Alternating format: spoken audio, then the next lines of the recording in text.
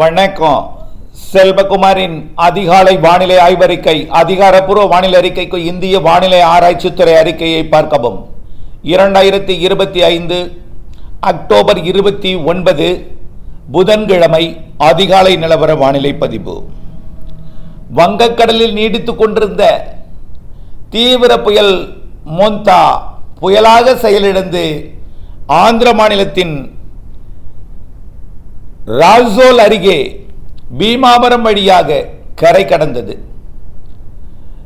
இந்த புயல் எதிர்பார்த்தது போலவே கடலுக்குள் இருக்கும் பொழுது மட்டுமே அதிகமான காற்றை இழுத்து மரங்களை சேதப்படுத்தியது. ஆனால் கரையேறும் பொழுது செயலிழந்து கரை கடந்ததால் காற்று பாதிப்பு பெரிதாக இல்லை. ஆனால் கொட்டியது மழை. 20-25 சென்டிமீட்டருக்கு மேல் எட்டிவிட்டு தொடர்ந்து கொண்டிருக்கிறது மழை. நெல்லூர் தொடங்கி மேற்கு கோதாவரி மாவட்டம் வரைக்கும் அதீத மழைப்பொழிவு தொடர்கிறது. இப்பொழுது ஓங்கோலுக்கு வடக்கே அதீத மழைப்பொழிவு தொடர்ந்து கொண்டிருக்கிறது. தெற்கே தூறலாக தொடர்கிறது. புயல் கரை கடந்த மாவட்டம் கிழக்கு கோதாவரி மாவட்டத்தை இரண்டாக பிரிக்கப்பட்ட பிறகு கோனசீமா மாவட்டம் எனப்படக்கூடிய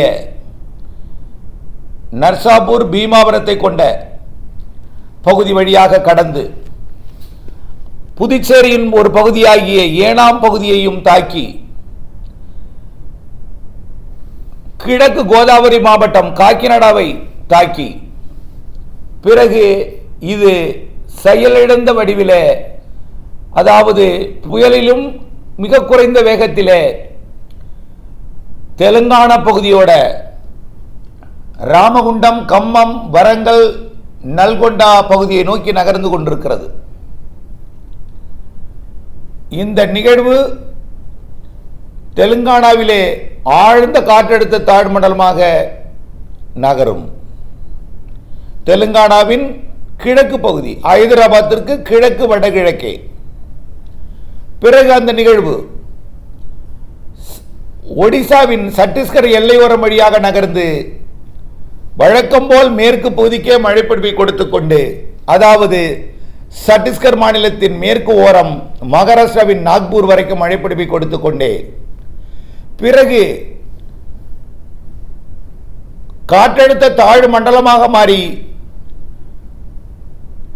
ஜார்க்கண்ட் மற்றும் பீகாரிலே கடந்து உத்தரப்பிரதேசத்தின் அலகாபாத் உள்ளிட்ட பகுதிகளுக்கு மழைப்பொழிவை கொடுத்துக் கொண்டு பிறகு ஜார்க்கண்ட் வழியாக மேற்கு வங்கத்தில் நகர்ந்து பீகாரின் இமயமலை ஓர பகுதிகளுக்கு மழைப்பொழிவை கொடுத்துக் கொண்டு அது வெல் மார்க்டு லோ பிரஷராக, அதாவது நன்கமைந்த காற்றழுத்த தாழ்வு பகுதியாக செயலிழந்து மேற்கு வங்கத்தின் வடக்கு பகுதி டார்ஜிலிங் உள்ளிட்ட மலைப்பகுதி, மேற்கு வங்கத்தின் பூட்டான் எல்லையோர பகுதிகளுக்கு மழைப்பொழிவை கொடுத்து பிறகு அசாம், மேகாலயா வழியாக அருணாச்சல பிரதேசம் அடைந்து வரக்கூடிய 3ஆம் தேதி மியான்மரோட சீன எல்லையோரத்தை அடைந்து செயலிழக்கும்.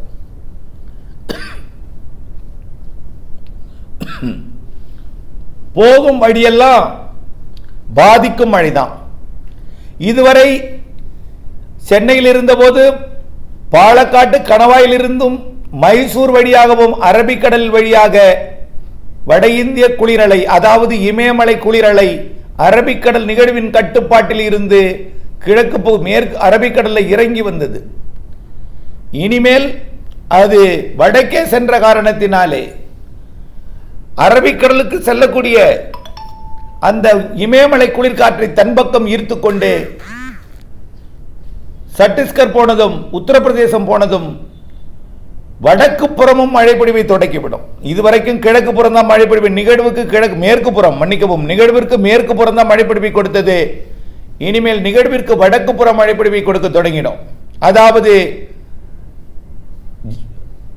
ஜார்க்கண்டில் இருக்கும் பொழுது பீகாரில் மழைப்பொழிவை கொடுக்கும், ஜார்க்கண்டில் இருக்கும் பொழுது உத்தரப்பிரதேசத்தில் மழைப்பொழிவை கொடுக்கும். பிறகு மேற்கு வங்கத்துக்கு செல்லும் பொழுதும் வடக்கு பக்கம் தான் மழைப்பொழிவை கொடுக்கும், டார்ஜிலிங் உள்ளிட்ட கோடைவாஸ்தலம் பூட்டான் வரைக்கும். அப்புறம் அப்படியே இமயமலை ஒட்டிய பகுதிக்கே மழைப்பொழிவை கொடுத்து பிரம்மபுத்திராவுக்கெல்லாம் வெள்ளப்பெருக்கு ஏற்படுத்திவிட்டு அப்படியே சீனாவின் மியான்மர் எல்லையோரம் சென்றுவிடும். அவ்வளவுதான். சரி, இதனால நேற்றைக்கு பாலக்காட்டு கணவாயிலும் மழை. இந்த புயல் வேகமாக காற்றை ஈர்த்த காரணத்தினாலே, பாலக்காட்டு கணவாய் வழியாகவும் காற்று சென்ற காரணத்தினாலே நேற்றைக்கு இரவு 1 சென்டிமீட்டர் மழை, இன்றைக்கு அதிகாலை 1 சென்டிமீட்டர் மழை, 2 சென்டிமீட்டர் மழை பொழிந்திருக்காங்க. சென்னை உள்ளிட்ட வடக்கு பகுதியை பொறுத்த வரைக்கும், அதாவது தமிழ்நாட்டின் வடகோடி பகுதியை பொறுத்த வரைக்கும் நேற்றைக்கு நல்ல மழை பொழிவு பொழிந்தது. செங்கல்பட்டு மாவட்டத்தில் கூட 15 மில்லிமீட்டர். நல்ல மழைனா இதான், பெருசல்ல, 15 மில்லிமீட்டர். சென்னையில் Ennore 26 millimetre, Madhavaram 22 millimetre, Medavakkam 22 millimetre, Manali new town 21 millimetre, மேலும் Wimco Nagar 19 millimetre, Kathivakkam 18 millimetre 19 millimetre, மேலும் திருவொற்றியூர் 17 மில்லிமீட்டர், அண்ணாநகர் மேற்கு 17 மில்லிமீட்டர், மேலும் நிறைய இடங்களில் அமைந்த கரை 15 மில்லிமீட்டர், வடபழனி கூட மழை தான் 15 millimetre, Basin Bridge 15 millimetre, Puzhal 15 millimetre என்று இப்படி மழை பொழிவு. பெரம்பூரும் 14 millimetre, Korattur 14 millimetre, Nerkundram 13 millimetre, Adyar கூட 13 மில்லிமீட்டர் மழை, மதுரவயல் 13, நிறைய இடங்களில் பாரிஸ் கார்னர் 13 என்று நிறைய, சைதாப்பேட்டை 13 மில்லிமீட்டர், நாராயணபுரம் ஏரி 13 மில்லிமீட்டர், இப்படி நிறைய இடங்களில் மழை நேற்றைக்கு. இதற்கு அடுத்தபடியாக மழை பார்த்தீங்கன்னா செங்கல்பட்டு மாவட்டத்தில் மாமல்லபுரம் 15 மில்லிமீட்டர், இவ்வளோ தான், எல்லாம் மில்லிமீட்டருக்குள்ளே தான். அடுத்தபடியாக ராணிப்பேட்டை மாவட்டத்தில் அரக்கோணத்துலேயும் ஒரு 18 மில்லிமீட்டர், சோளிங்கரில் 12 மில்லிமீட்டர் போயிருக்கிறது. இது அடுத்த ஒட்டி இருக்கிற திருவள்ளூர் மாவட்டத்தை ஒட்டி இருக்கிற காரணத்தினாலே இது வேற எங்கும் மழை இல்லை. சரி, இன்றைக்கிலிருந்து எப்படி இருக்கும் அப்படின்னு பார்த்தீங்கன்னா, இந்த நிகழ்வை விட்டுருவோம். இனிமேல் மோந்தாவை நாம் பேச தேவையில்லை. இனிமேல் இந்திய வானிலை அறிக்கையில் மட்டும் மோந்தாவை பேசலாம். தமிழ்நாடு வானிலை அறிக்கையை பொறுத்த வரைக்கும் இப்போ இந்த நிகழ்வு செயலிழந்த பிறகும், அரபிக்கடலில் இருக்கக்கூடிய நிகழ்வு வரக்கூடிய 1ஆம் தேதி, அதுவும் குஜராத் கடந்து செயலிழந்த பிறகு, முற்றிலுமாக 3ஆம் தேதி செயலிழந்த பிறகு 4ஆம் தேதியிலிருந்து மீண்டும் வடமேற்கிலிருந்து காற்று தொடங்கும். சரி, அது வரைக்கும் எப்படி இருக்கும் மழை அப்படின்னு பார்த்தீங்கன்னா, இன்றைக்கு தெற்கு காற்று உள்ளே நுழையும் என்பதனால டெல்டா மாவட்டங்கள்லையும் அதனை ஒட்டியுள்ள புதுக்கோட்டை, ராமநாதபுரம், சிவகங்கை மாவட்டத்திலையும் இன்றைக்கு மாலை இடிமழை பொழிவு காத்திருக்கு. மேற்கிலிருந்து வரக்கூடிய நீராவி காற்று வெப்பத்தால் லேசாக்கி மேலெழுப்பி நீராவியை கடலோரம் வந்ததும் ராமநாதபுரத்தில் நுழையக்கூடிய காற்று, டெல்டாவின் தெற்கு ஓரம் நுழையக்கூடிய காற்று, அதை குளிர்வித்து ராமநாதபுரம் முதல் மயிலாடுதுறை வரைக்கும், குறிப்பாக தெற்கு டெல்டாவிலே நாகப்பட்டினம், திருவாரூர், தஞ்சாவூர், புதுக்கோட்டை கடலோரம் இந்த பகுதியில் மட்டுமாவது இன்றைக்கு மாலையில் இடிமழை பொழிவை கொடுக்கும், லேசாக ஆங்காங்கே. சரி, இதற்கு அடுத்தபடியா பெரிதா மழை இருக்காது. நாளை, அதாவது 30ஆம் தேதி, நாளை வியாழக்கிழமை என்ன ஆகும்னு பார்த்தீங்கன்னா, நாளை வடகடலோரத்திற்கு, இப்போ வடகடலோரத்தில் தெற்கு காற்று நுழையாது. ஏன்னா அந்த நிகழ்வில் மேற்கிருந்து காற்று வலுவா போது தெற்கு காற்று சந்திக்க முடியாது. ஆனால் நாளைக்கு இது தெலுங்கானா தாண்டி சத்தீஸ்கர் போனதுக்கு அப்புறம் சென்னைக்கும் கிழக்கு காற்று, தென்கிழக்கு காற்று நுழையும் என்பதனால நாளை ஆந்திர எல்லையோர மாவட்டங்கள்ல இருந்து வெப்ப நீராவி வந்து திருவள்ளூர், சென்னை, செங்கல்பட்டு, விழுப்புரம், புதுச்சேரி, மயிலாடுதுறை மற்றும் காரைக்கால் வரைக்கும் ஒரு முறை மட்டும், அரை மணி நேரம் மட்டும் கடலோரத்தில் நாளை 30ஆம் தேதி வியாழக்கிழமை மாலையில் ஆங்காங்கே இடிமழை கொடுக்கும். ரைட்டா? ரைட். இன்றைக்கு டெல்டா, நாளைக்கு வட கடலோரம். கொஞ்ச நேரம் தான் இது. அறுவடை விவசாயிகளுக்கும் உலர்த்தும் விவசாயிகளுக்கும் முன்னெச்சரிக்கைக்காக நனைத்து விட்டால் உலர்த்தி இருப்பது வீணாகிவிடும். அதற்காக ஒரு முன்னெச்சரிக்கை இது.